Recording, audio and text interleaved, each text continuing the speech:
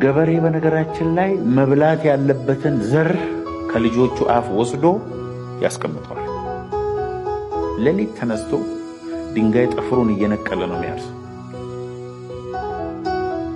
ገበሬ ሲዘራ እያለቀሰ ነው የሚዘራው።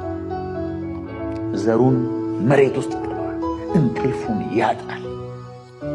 እግዚአብሔርን መምሰል እንደሱ ዋጋ ያስከፍላል። አውቶማቲክ አይደለም። የዘላለም ሕይወት ነው አውቶማቲክ።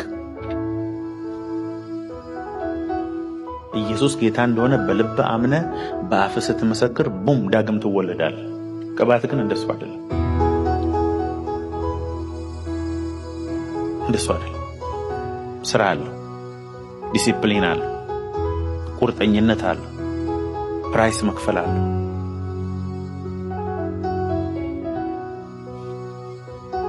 የሆነን ሰው ይገባዋል ዛሬ። የፍጥረት ናፍቆት የእግዚአብሔርን ልጆች መገለጥ ነው አይደለ? በናፍቆት ፍጥረት እየጠበቀ ያለ ይሄው አላችሁ አይደል? የእግዚአብሔር ልጆች አይደላችሁ እንዴና ብለው እያወራ ያለ ፍጥረት ሁሉ እየጠበቃችሁ ነው ይላል። አላችሁ ይኸው እዚህ ምድር ላይ ላለፉት 2000 ዓመታት የእግዚአብሔር ልጆች እኮ እዚህ አለን።